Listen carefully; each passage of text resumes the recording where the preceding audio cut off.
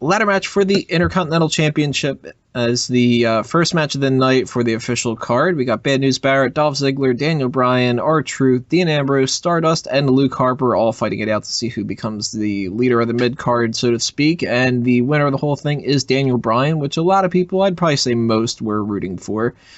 Awesome match, just as expected. Very, very entertaining. Lots of cool spots throughout the whole thing. Pretty much everybody looked strong in my mind. Maybe not Luke Harper as much, or maybe, Stardust and R-Truth didn't really get too much going on there. But I thought that this was really a lot of fun, and I'm looking forward to see what's happening with the Intercontinental scene. If any of these guys are involved and they put on as good of a match as they did here, we should be in for some pretty good matches.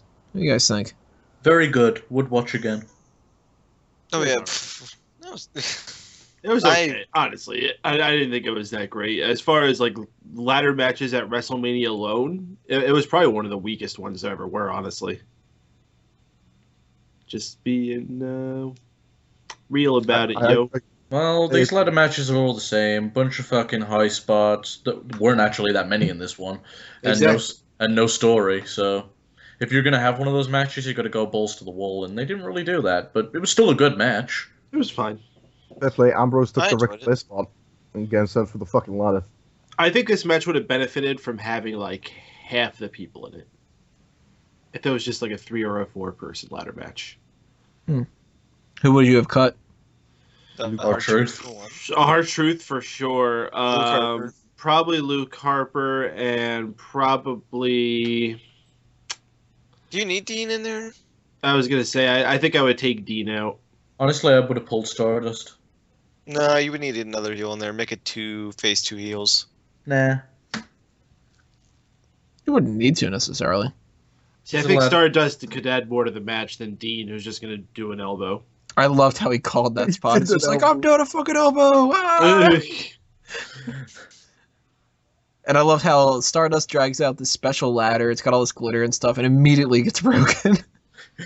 Yeah, and you don't need all heel. You don't need an even number. They didn't have an all heel Money in the Bank not too long ago. I didn't say it had to be an even number. That was Drew. Oh, fuck you, Drew. What did I say? You said the thing with the stuff. Two faces. You know what kind of threw me off is that Bad News Barrett came out like second. Yeah, what the hell was up with that? That actually pissed me off. I think the champion should always be put out there last. No, honestly, when you really think about it, Daniel Bryan came out first, and he got like the big introduction for him, and then like as soon as Wade Barrett came out, I was like, yeah, Bryan's winning for sure now. Just by that alone, I just knew that they just put the most emphasis on Bryan out of everyone. I figured once Daniel Bryan came out that Barrett would go out last. No, I think the reason they had Daniel Bryan come out first is because they wanted to tell a story where WrestleMania 30 ended with Daniel Bryan celebrating with the WWE title, and 31 was starting with him walking out for the Intercontinental title match. Here we are, WrestleMania 31, folks, and we can see how far Daniel Bryan's fallen.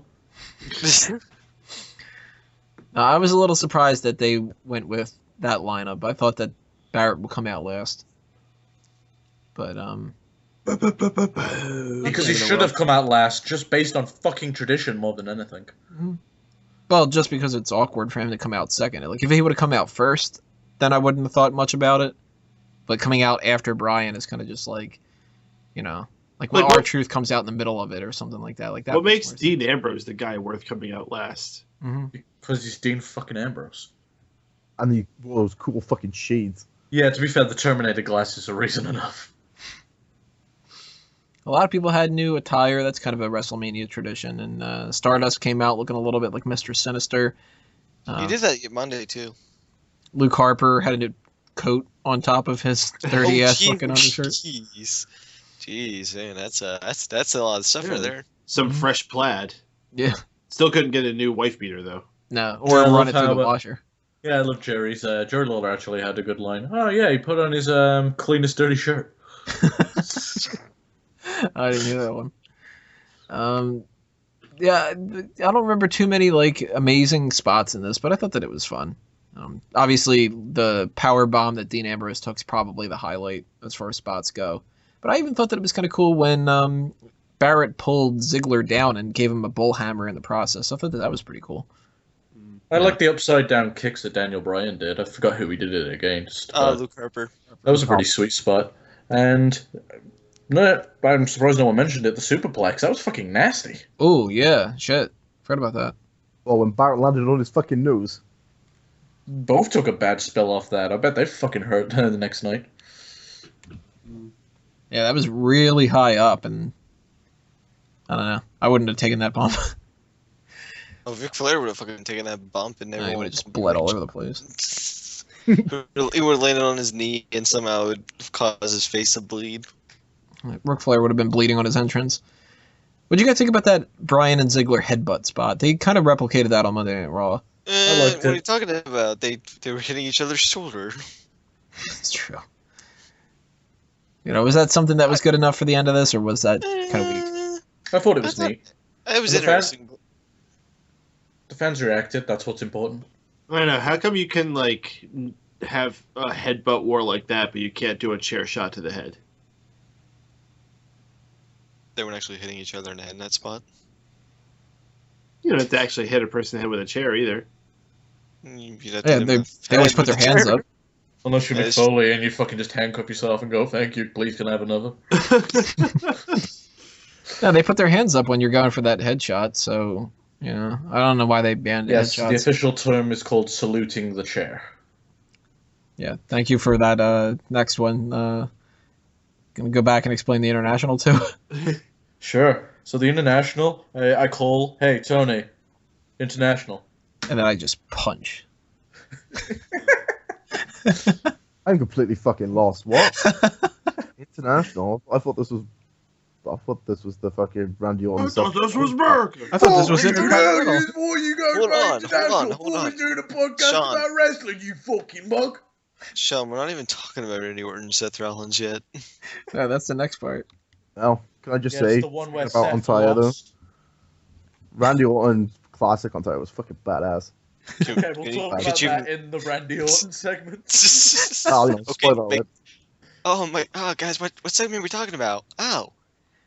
The next one? Okay, well, I'll save it anyway. So, we know what Sean's opinion is. Well, does anybody have anything else to say about the IC title match before we move on to talk Seth about Randy Rollins' Orton? attire was pretty good too. You remember that one part when Roman Reigns, they did that, like, camera spot when he put his hand out on the mat? Yeah, that was pretty cool. Remember that thing on Monday Night Raw? Alright, guys, we are going to talk about the Randy Orton and Seth Rollins match in the next part. Stay tuned and click on that next video.